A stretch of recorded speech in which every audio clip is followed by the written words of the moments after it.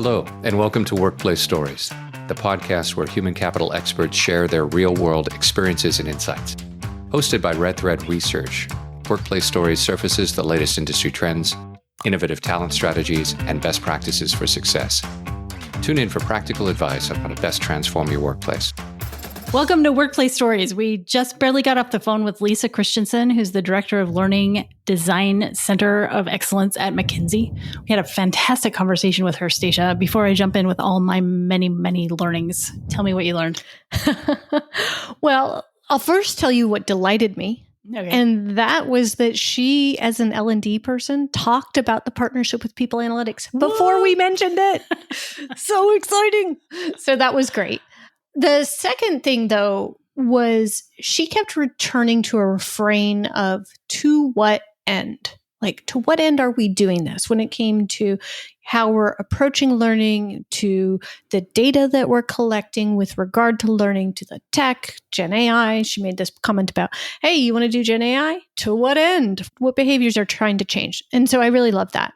The third point was we asked her a lot about collaboration in the back half of the conversation.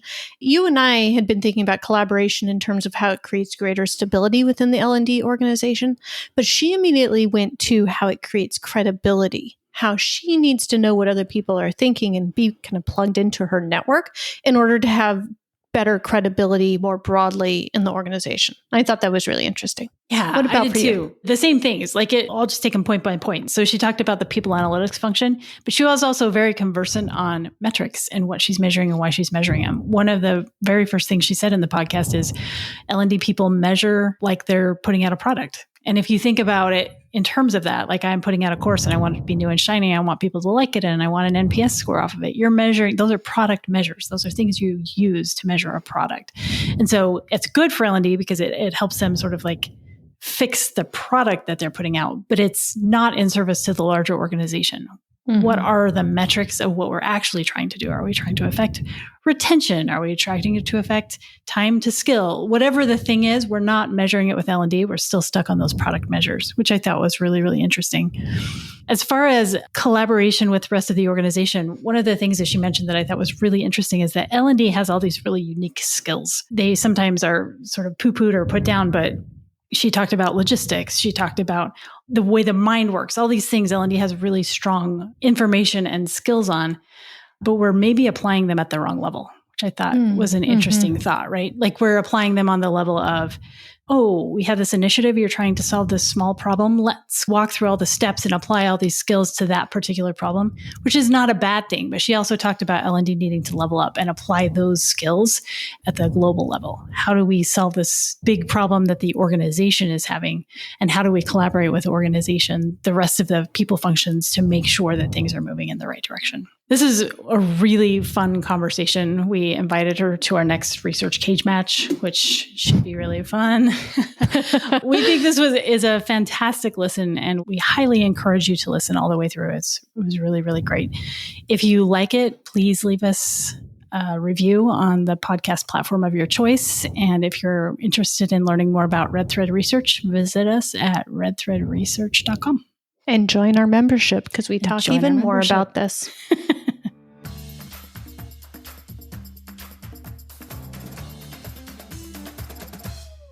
If you like what you heard today, check out our Red Thread Research membership. We have a wonderful community. We have studies and research that we publish on a range of people practices as well as HR technology. And we also have discussions on a regular basis, including virtual meetups and all sorts of other things to get you connected to the insights you need to solve your biggest people problems. Check us out at members.redthreadresearch.com.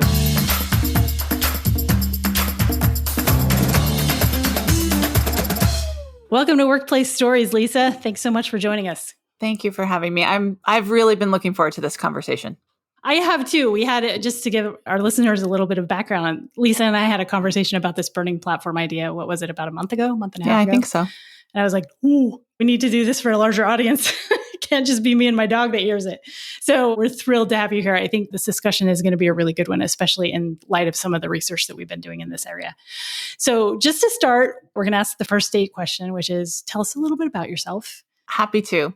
So I lead the learning design function at McKinsey and Company. I've been a learning experience designer for more than 20 years at this point, and really, really enjoyed the work. I've had a really great career and have spent half of my time in client service at another firm, not at McKinsey, and half of my time in an internal role at the firm I'm at now. So that's given me an opportunity to see just lots of interesting things and see lots of different contexts and perspectives. So that's been really great. I sit in Southern California. I have a couple of grown children. When I'm not doing this, I'm probably reading or walking around outside. So what do you read? Oh my gosh, everything. That's a whole podcast. Let's not go down that rabbit hole. I'm looking at your background. I'm like, dang. Yeah. I'm on my way to a personal library that I now know like a number for and a whole thing. So it's like, yeah, but that's another podcast. Okay, fair enough. Well, tell us why we should listen to you, Lisa. That's a funny question, actually. I know, but that's why we like to ask it. Yeah. You don't have to. You don't have to listen to me. But I do think that I sit in an interesting spot in the world. I work for a truly global organization. And I have an opportunity to interact with many of our clients. So I get a unique view of both what's happening inside my firm and externally. And I do a lot of work in a broader CLO space. So I do a lot of networking and trying to think about really fostering relationships with a lot of my peers across the CLO space. And so my hope is that my perspective and what I'll bring to this conversation today is kind of through two lenses. One is through like a lot of deep expertise in the space, but also through a lot of having seen a lot of things in a lot of different contexts. And then maybe a little bit of the futurist perspective, which I get really excited about. So if those things feel interesting to you, by all means, listen. And if not, that's no problem. Whatever you want. You do you. That's You'll right. be fine. It's fine. I've often thought that, and we spent some years at Deloitte, I might be totally biased here, but I've often thought that the learning functions within organizations that are focused on helping other organizations often see more and have sort of an ethos of sharing and figuring out what other people are doing, maybe a little bit more than other industries. I don't know if that's true, but it feels that way. It resonates with my experience. And I think the other thing that feels really important is our whole job is developing people, right? We are people organizations. And so there's a lot of emphasis on it. And that I think is also pretty unique. Well, I want to start with a question. We're doing some research right now on learning strategies. And one of the questions that keeps coming up is, what exactly is the remit of the L&D function? Okay, I really like this question, and I think it's a good foundation one to start with. I think the remit of the L&D function is a skilled workforce. I think what we are building is human talent. And to what end, right? We're building human talent to help an organization accomplish its strategic goals. So I think we sometimes in L&D get a little misfocused and think that our job is to build courses and curricula and learning strategies. And those are tactics, in my opinion. Those are tactics for how we do the thing that we're actually supposed to do. But I think the thing we're actually doing is building human talent.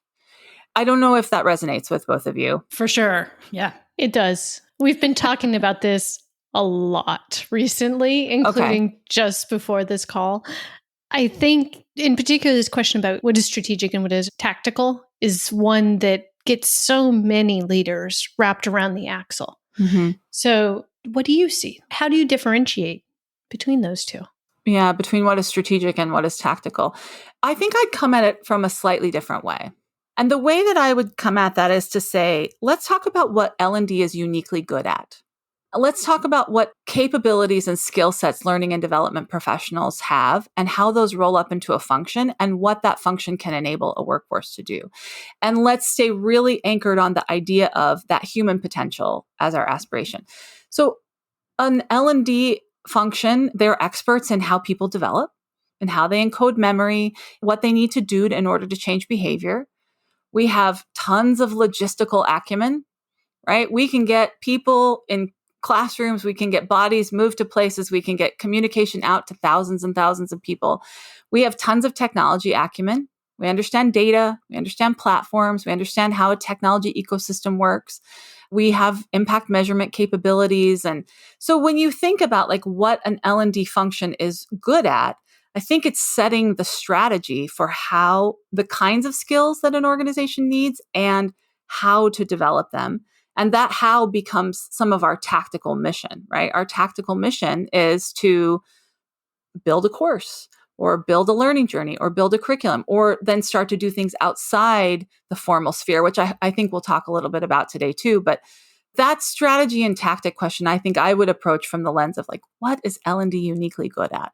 We've been talking about strategy and tactics for a while. One of the things that we've seen with respect to the learning space lately is it feels in a sense like they're being demoted. That's the wrong way to say it. But for example, we've seen a couple of our friends that are CLOs leave, and instead of replacing them with a CLO, they're being replaced with somebody sort of lower in the organization. And there's been sort of this rumble of talk about ChatGPT and what it can do. And do we really need a learning function if we've got ChatGPT? We can create a course magically, automatically, blah, blah, blah, blah, blah. So I think it's interesting that you're raising these sort of skills that L&D does. They have expertise that the rest of the organization doesn't have. And one of the things that I've been a little bit afraid of lately is that we haven't been loud enough about those expertises, and we haven't been as valuable to the organization as we should have been. And there's now a risk that maybe they go away in some organizations. We know that TikTok, for example, ByteDance, TikTok's parent organization, got rid of theirs a few years ago because they're just like, we didn't see a lot of value in it, so we just got rid of it. I think there's real danger in that. So from your standpoint, like, what is the danger of not having somebody that is uniquely steward over a skilled organization, creating a skilled workforce? Yeah, it's interesting because when you kind of share that little soundbite, right? Replacing senior strategic talent with more junior kind of tactical talent. That feels to me like a couple of things are happening there. And then I want to answer your question about the dangers. But I agree with you that I think one of the things that signals is that maybe many senior business leaders don't view us as a strategic partner. They view us as a production engine. Right. And in some ways, a lot of the things that we're doing, right, we measure completions, we measure engagement, we measure net promoter score. Those are productized impact measurements, right? So we're telling people that this is what they should care about our work. And we're not leading with a real strategic kind of focus. I completely agree with you. And I think in some ways we're doing that to ourselves. And we can talk about how we might pivot away from that. When I think about the danger, I think that's a more existential question. It exists for me kind of along a continuum of severity. At one end, you can say, well, it's sort of the subpar version of today. We don't really use our resources very effectively. We build a lot of courses and we have a lot of activity, but we can't speak to its impact. Maybe we don't ever bring our platforms to scale. Maybe at some point our organizations go away, right? At the other end of the continuum, I worry that the consequences are actually a little bit more severe. We do some partnership with an academic university that does a lot of research, and we were out with them a couple of weeks ago. I was just having a side chat with one of these women, and she's really brilliant, and I really admire her work.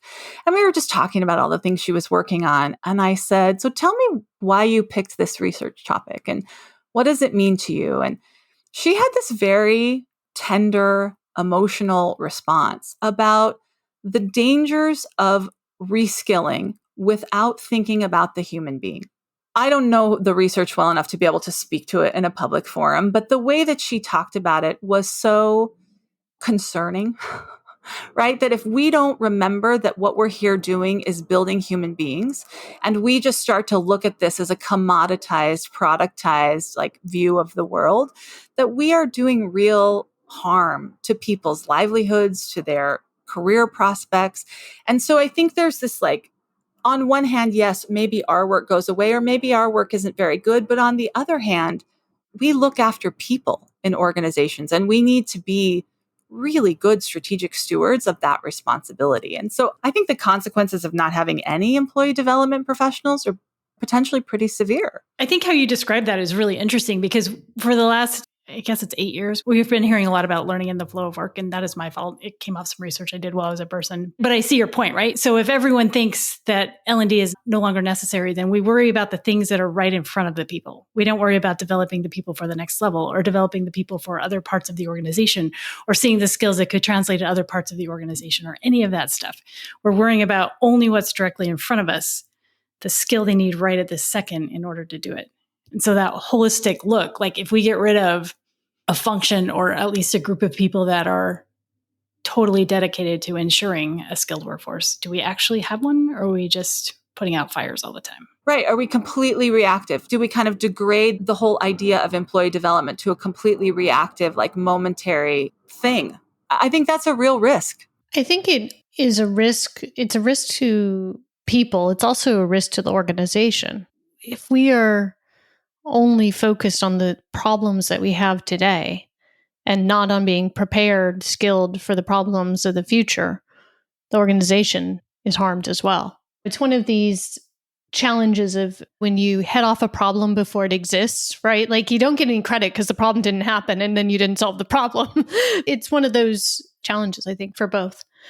Which leads me to a topic I want to talk about, which is measurement and technology. But first and foremost, measurement. I asked that question about strategic versus tactical. And some of the ways that we can prove that we've followed through on our strategic intent is through measurement. So, and you also mentioned that we are setting the expectations of what people are going to measure us on. And if we don't measure on those strategic things, they're going to continue to think of us tactically. So as you think about measurement, how do we make sure that we are measuring the things that are strategic and actually show impact versus, hey, number of hours spent in whatever learning course? I think that is the white whale. That is so difficult. And I don't know if any of us have cracked it yet, but I think I've got some perspective I can share about what we're trying. We want to know how well our product is doing. I think we have kind of mistakenly told the rest of the world that that's what they should care about too. That's our completion and net promoter, et cetera. If we want to start shifting the perspective to what are human beings actually capable of doing and how have we helped build those skills, there's not a clear, one of the things we get a little twisted up around is, well, there's not a clear causal relationship between A thing we did and B outcome, right? One of the things I have been thinking about is, all right, how do I show directionality? How do I measure the environment in which things are happening? We've talked a little bit publicly about some feedback work that we're doing. We wrote an article recently on it. And there is, as part of that work, a measurement strategy. And that measurement strategy is, yes, some consumption metrics of the things we've been building, but more it is a dashboard that looks at the conditions of our feedback culture, right? It looks at the attitudes that we think underlie feedback. It looks at the environment that we think is important in order for a strong feedback culture to exist. And it looks at our feedback outcomes. And so we've pulled pieces of data from all over the organization, and we've synthesized them into this dashboard that gives us a view and gives our senior leaders a view of what's the attitude, what are the conditions of the environment, and what are the outcomes looking like right now today.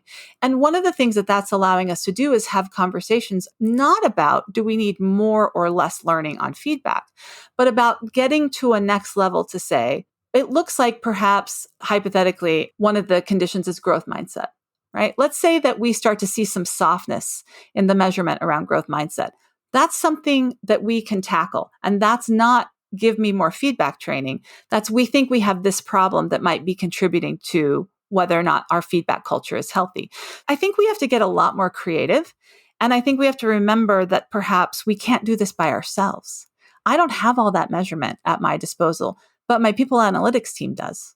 And so the relationship that I have with them, how I work with them, how we go after some of these things together, I think we have to start making steps towards measuring behaviors, measuring outcomes, measuring the business goals that we really care about. And we got to do that in partnership with other people who also have access to data across the people functions.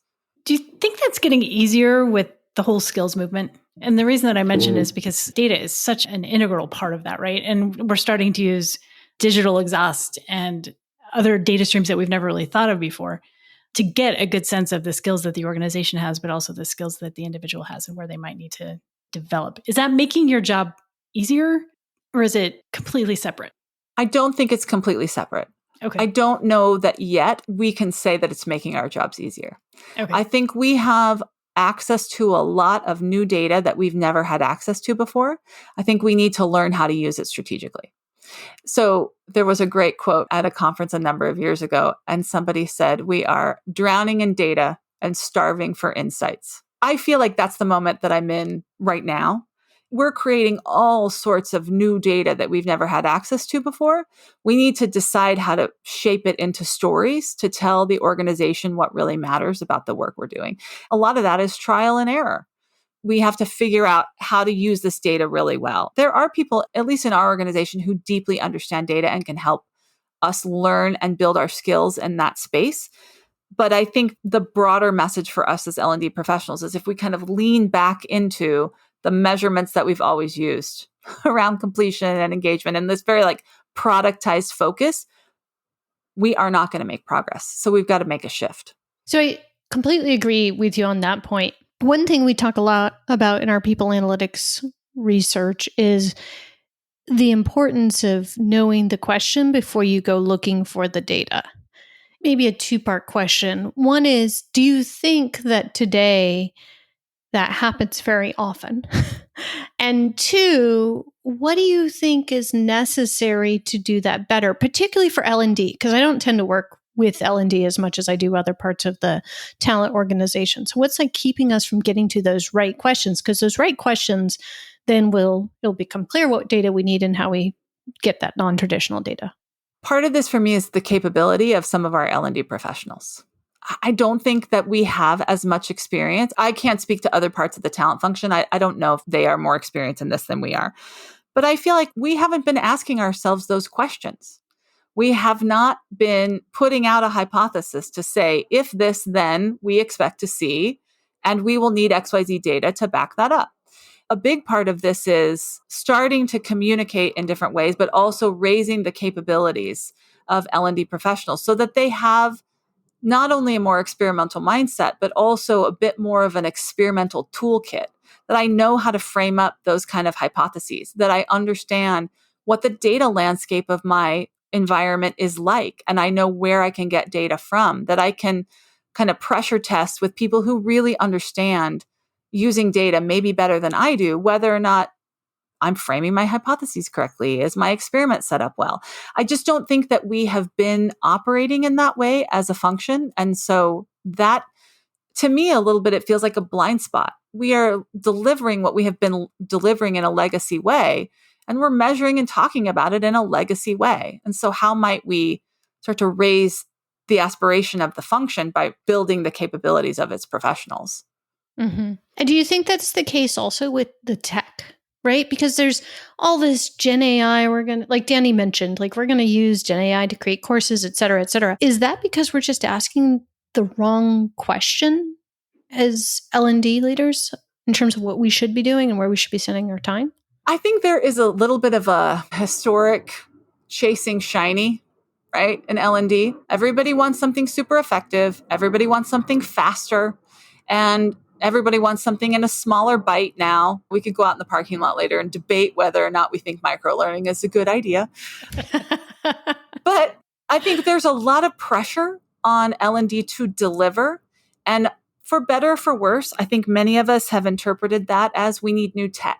I just wonder if we need to be thinking about technology in a completely different way and in a much more experimental way. And we need to stop kind of chasing the shiny objects. I think we really chase the shiny objects. So what kinds of questions then would I be asking as a learning and development professional? I want to understand, where are there efficiencies I can gain? And I want to understand at what cost I will be gaining those efficiencies. If I take away all of the entry-level design work, what does that do to my design team? What does that do to their capabilities? What am I going to have to do to offset that so that I continue to have really great designers? So there are trade-offs in gaining efficiency, and I want to be thinking about, what's the cost of those trade-offs, and am I willing to endure that cost? That's really insightful. Everything comes at a cost, right? We've talked so much about learning in the flow of work and all this other stuff, but if the work is no longer there, you're not getting the learning, particularly for some of these levels that are coming up. You know, it's interesting. I was reading an article from Oliver Wyman. I think it was supported by the World Economic Forum. And they were talking about how they were postulating that there was going to be a collapse of basically frontline managers, kind of the early middle management level, because they're saying, okay, well, we're going to accelerate the capabilities of people who are at the beginning level so much that you're not going to need these frontline managers. And in my head, I was thinking to myself, but how in the world are they going to be ready to manage if they don't actually even know how to do the job because they've been relying on this other technology? And so there was no discussion in that article about what are the repercussions, what is the learning we're losing as we're getting to this increased level of efficiency. I think we're at a moment of complexity that's so big, it's almost hard to wrap your head around. The potential disruption of some of this emerging tech is so big, it's hard to wrap your head around. And so at some point, we do have to stop. We have to force some conversations about what these trade-offs might create. We have to do a little situation planning or a little scenario planning. If we do X, what are the potential ripples through the organization? And I think L&D professionals are great at thinking about the human implication. And so we have to stop just reacting, just doing everything everybody asks us to do, and start thinking about and really putting into the organization, what are the implications of the trade-offs that we're making? I think that's interesting. We spent the last 2 weeks deep in learning strategy. Like, what does learning strategy even mean? And how do you create a learning strategy that will get you from point A to point B? And we keep on bumping against a couple of things that are really surprising to me. First of all, in L&D, and I don't know if it's probably not happening in McKinsey, but in a lot of organizations, when you talk about a learning strategy, they're talking about a specific thing that you're doing right this second, right? So they're talking about an initiative. They're not talking about a learning strategy. And so everything is wrapped around, of course, we have our performance consultants and they go out and they say, okay, what is the objective of this? How do we measure the objective of this thing? And it's an interesting conversation, but what we're actually talking about is lifting up above all of that and saying, these are great skills, but you're applying them at the wrong level. Like, what we should be doing is saying, all right, this is where your organization is going. This is the thing right now. How do we support the organization to accomplish that thing? And from what I've seen, Lisa, and I would love a list of names of people that you refer to when you, like, I want your CLO list. From what I've seen, not very many L&D organizations are thinking at that level. They're thinking in terms of, okay, I'll just wait until the organization decides what they're going to do and then I'll align to it. And Station and I had this conversation a couple of days ago. Well, if you're always aligning, then you're always a step behind. You're never ahead. What are your thoughts on that? That resonates with me very deeply. Maybe 10 years ago, you might have heard us say, like, the business comes to me and they order 3 days of communication training and I deliver it to them. And we've moved beyond that, which tells me that we're capable of moving beyond this. I think you're right about the level of detail. So I see this right now. For example, everybody's talking about Gen AI fluency. We need Gen AI fluency. And you're like, for what? To do what? Because you need them to behave how? Because what are they not doing today that you need them to be doing? And how might we start asking that question before somebody comes to us and says, we need to build Gen AI fluency? How might you be positioned in an organization so that you can see where the strategy is going and say, you won't be able to get there without enabling your senior executives to make decisions about the kinds of Gen AI technology that they bring into this organization. And here's what they don't know or are not able to do today that they're going to need to be able to do in order to enable that strategic goal. I agree with you. I think we wait to be asked. We're just waiting to be asked at a different door now, right? The door used to be smaller. It used to be at the offering level. Now it's at the initiative level. And we have to walk through the door at the initiative level and move to the place where nobody's sure what they're asking for yet. And we come in behind and say, let me tell you about the capabilities that this workforce will need to do the thing you're talking about doing. Maybe that's the new seat at the table. I know we all have very strong feelings about that seat at the table advice, but maybe that's the new seat at the table. Maybe that's what we mean today. I do see us holding ourselves back at the initiative level. I'd love to walk through that door and get to, before you even know what you need, I'm there telling you what some of the challenges you're about to face are going to be. So talk a little bit about that, because seat at the table, yes, I've heard it my entire career and it drives me insane. But as I've talked to L&D leaders, a lot of them are not invited to the meetings where these things are happening. You know what I mean? And so how would you position yourself or your team to be in those meetings? How do you get to those meetings? Do you force your way in and sit down, or are there other ways to do it? Because that's my personality. I mean, sometimes. I think there's a number of ways you can go about this. I think I have a personal kind of ethos about how I want to do this. And then I think there's more of an org answer.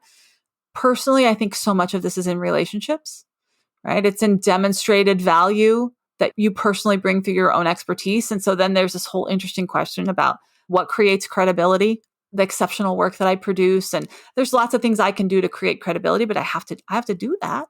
And then I have to develop relationships. At an org level, I think that there are ways that you might be able to structure L&D governance. I think there are ways you can structure the org itself. In our organization, geography matters a lot. Our regional leadership teams have big people initiatives, and we have positioned learning leaders to sit at that regional level so they can be partners with those business leaders. And that's a structural choice that we have made. If we worry about waiting to be asked, if we worry about stepping on toes, we're going to have to be a little disruptive. The moment coming for us is disruptive. I think we have to be a bit disruptive. Well, on that thought, we're going to lighten it up for just a second and turn to our lightning round. We have some good questions this time. So I'm going to lead off with the first one. And for those of you listening, the point of the lightning round is just to get to know Lisa a little bit, to take a little bit of a breath, because right about this time, we're always really into it. So that's what we're going to do. All right, Lisa, important question. Would you rather have every traffic light turn green or always have the best parking spot? I would rather have every traffic light turned green. No question about it. You can do literally nothing productive at a traffic light ever, but you can park way far out and get lots of extra steps in. So I choose traffic light. That's a good answer. That's a good one. Danny, what would you? I know you don't usually answer this, but I'm curious. I don't know. It's taking me back to grad school where I actually did a math problem about how you had to time your car so that you hit every light green down the major street in the town where I went to school. So I would have to say best parking place just because I still have nightmares about that project. Let's go to the second question, which is, what is your favorite cereal? Rice Chex. Rice Chex. Yeah. Okay. Yeah. It's like kind of an old lady cereal, but I have kind of an old lady vibe about some candy and stuff. So yeah, I love a good Rice Chex. Well, I got to say, like, as somebody that has recently found out that they have a gluten intolerance, I'm very thankful for the Chex family and all the things that they do that don't have wheat in them. Cheerios too. Cheerios too. Cheerios. Yep. Yes. Mm-hmm. Yeah. All right, Lisa, 3 things that make you happy. Anything being outside, right? I like just sunshine. I need a little sunshine every day. Spending time with my children. Grown children it makes the time you get to spend with them even a little more precious because they're really busy. They have grown-up lives now. And then probably, I don't know, reading books, time just to sit quietly and think. Very good answers. Yeah. All right, Danny, over to you. So, Lisa, in a previous call, we were talking about things that L&D should be doing now. So we've talked about that L&D is on a burning platform and there are all these things that are changing. And you've talked a little bit about how we need to maybe get different skills and some of those types of things. But you also used a phrase that I really liked. You said there are some no regrets things that L&D departments should be thinking about right now. And I would love to hear what some of your ideas are on those no regrets things. We've alluded to a couple, so I think we can pick those off the list, but we'll synthesize them here to say, I think there are org structure changes we could consider that help us better interact with senior business leaders, right? That's something we could be doing today that would, I think, make a really significant difference. We talked about our partnership with People Analytics. I think we need to be working in more cross-collaborative teams. People functions in general have the tendency to go really siloed. Learning has a tendency to go really siloed. We've got to work in partnerships that get us out of those functional silos. So what does People Analytics know? What does HR know? What does recruiting know? And how can I be working with them on initiatives. We've had some real success doing some cool things together. So I think that's a no regrets. Start making friends and creating working groups beyond L&D. We've alluded to a little bit this experimental muscle, building the ability to rapidly iterate, to measure what you're doing. That's really important because it's a really new way of thinking, I think, for a lot of L&D practitioners. And we need some practice with it to get better at it really fast. A couple of other things we haven't talked about yet, but I think would be interesting is I really think this is a time to upskill L&D and make them early tech adopters. You can't teach an organization how to use an emerging technology that you don't understand. And you can't think about how to recommend the kind of capability building that will bridge gaps in today's orgs if you don't understand the capabilities of that technology. So we've been thinking a lot about how do we upskill our L&D team? How do we make them early tech adopters of Gen AI? And there will be other things coming down the road, but right now it's Gen AI. How do we make them tech adopters? And we've done some really cool stuff around upskilling them. We've built our own prompt libraries for design. We've done some really interesting things that help them be great consumers and users of the technology themselves so they can think about how to bring it into their work. Another one that comes to mind for me is, just like we talked about making friends with people analytics, making friends with legal. So I know you're like, I don't think that was possible. It is possible. There's a lot of risk in where we're at in this moment. Creating all this new data carries a ton of risk. Looking at these new Gen AI enabled platforms creates a ton of risk. And even if I have a well-attuned risk radar for contracting and things like that, I don't know enough to think about all the possible risks of this emerging tech.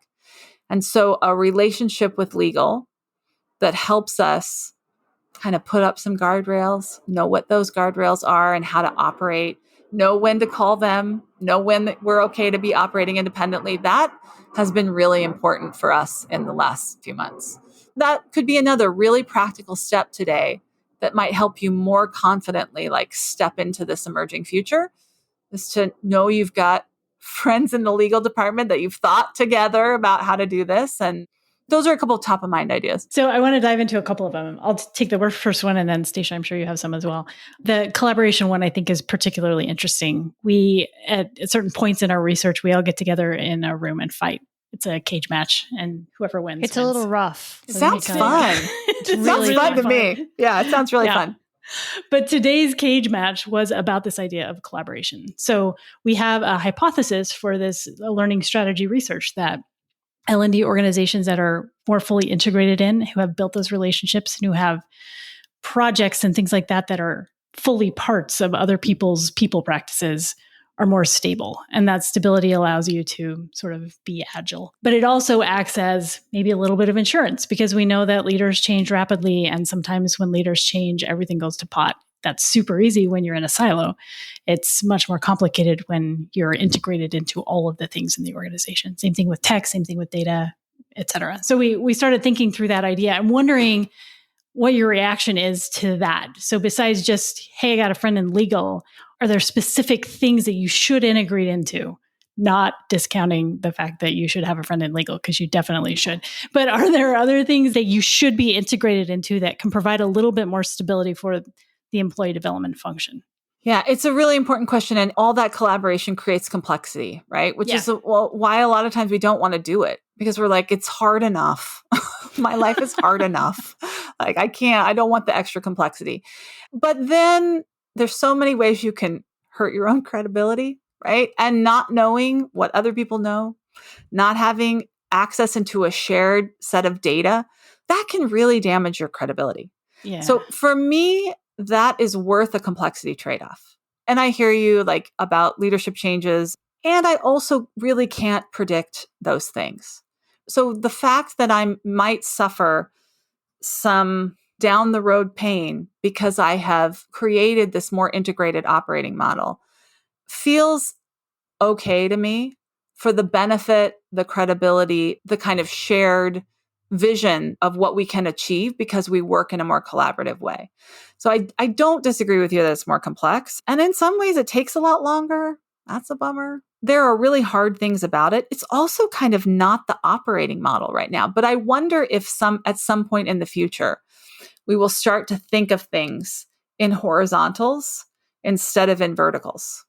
If we might start thinking less about this is an HR project, which learning is going to roll into support. This is a learning project, which people analytics is going to roll into support. And we might start talking about them as horizontals, which we swarm a team of various expertise profiles to. Yeah. And it's not an HR project or a learning project. I hope that that's the pattern that we will start to see. But for me right now, we won't get there unless we are willing to bear some of that complexity. And so I'm willing to suffer a little bit of the pain of today for that possible near future that is a lot more interesting. Well, I think that goes to where we started, which is around if you're clear on the problem that you're trying to solve, it isn't a learning part of the problem. It isn't a people analytics. It's a problem, and learning can help solve it, and people analytics can help solve it, and whomever else is positioned to provide the expertise, et cetera. And I think that gets to that more strategic nature versus we're just going to do this learning thing. Yeah, I love that synthesis. I think that ties it together so beautifully. And the idea that we should all the time be saying, to what end? Like, we're going to do this thing. To what end, right? To accomplish what? To get the organization doing what? And we have that muscle in L&D. We talk about performance objectives. We understand getting under the root problems of things. We've got to level up that capability. Like, that's a transferable skill we can bring to this moment. We just have to start asking it about, again, we're going to walk through that initiative door. We're going to ask it to level up. I know we're getting close on time, but I have one more question I'd like to ask. And we talked just a moment ago about stability and this idea of collaboration potentially enabling some level of stability. But the other part of this that we hear so often is L&D needs to be more agile. And we are at the moment, and this may change tomorrow, so don't anybody hold on to this one. We are at the moment kind of thinking of agility and stability as being kind of the yin and the yang, like you need one to have the other. My question to you is two-part, because I apparently can't ask just a single-barreled question. One is, does that make any sense to you? And two, what do you see as enabling agility for an L&D function? Interesting. Honestly, I want to think a lot more about that. I don't know if I have an answer in this moment. That's a hard question. That's Fair a hard enough. question. So I might defer on that one and come back to you at another time after I've been thoughtful. Yeah. I feel a little more capable of answering the what enables agility. Okay. And I think it comes back to that experimental mindset. We have long in learning loved to produce very polished and buttoned up outcomes, right? Mm-hmm. And again, if you believe that what you are doing is producing a product for the organization, then your credibility comes from that product being nearly perfect, right? But if what you believe you're doing for the organization is producing human potential, is cultivating human potential, then you got to be a lot more experimental about how you get there. You've got to get there a lot faster. And you've got to rapidly iterate within a project. We have some good examples, I think, in our org of doing this lately on just simple things like expanding the faculty ratio of a program. Can we go from X to 100, right? Can we go from 1 to 30 to 1 to 200? And how might we get there? We saw a project team that really did this incredible rapid iteration. Like, we'll go from 30 to 40. We'll go from 40 to 80. We'll go from 80 to 150. Like, super experimental, super rapid. I think that experimental mindset, that idea of measuring and accepting some degree of trial and error in service of building human capability, not in service of producing this incredible product, is a real mindset unlock that could help us get there. Thank you. And just so you know, these are the sort of things that we cage match over. So of course, it's fair that you don't have an answer because we spent a lot of time earlier today and we still don't have an answer. Well, offline. We could cage match offline. That sounds like a lot of fun. Two final questions for you, and then we're going to open it up for questions from our audience. The first one is, what is the biggest thing you've learned in L&D so far? The work is really difficult because the work is about people, and people are hard. that is challenging. I would love to live in a situation where you just get to make big changes and jump off a cliff and do everything differently. Maybe there are some orgs where you can do that. That is not the world I work in. And so I have learned to make really meaningful incremental progress and tell people the stories of why that incremental progress matters so much. You can gain a lot. This theme of credibility has come up a couple of times, but you can gain a lot of credibility and you can approach things with a lot more intention if you are okay with making meaningful incremental progress and layering that progress on top of itself over and over to make bigger changes. That's a thing I didn't expect, that I didn't know I would need to learn to operate that way. And that's been a really valuable lesson for me. Lisa, thank you. We want to end with the final question, which we ask every one of our podcast guests. And that is the purpose question, which is, why do you do the work that you do? I do the work that I do because I really, at my core, believe that people can change, that they can grow, that they can develop, that you can overcome behaviors that don't serve you, that you can learn to be a better leader, that you can go out and do really good things in the world. And that sometimes what you need is a catalytic experience that helps you have a realization that puts you on that change path. I think that I do the work I do inside of a big organization because we spend so much of our time at work. This is where we get so many of our opportunities to show up as the people that we want to be. And I want to put a lot of good out into the world, and I want to show people some aspirational things that they can achieve. And I want to create the kinds of experiences that will catalyze them towards those aspirations. And at the core, I really believe people can change. And so I think this work is really important because it's the beginning of important changes that people make for themselves. Thank you. Thank you, Lisa.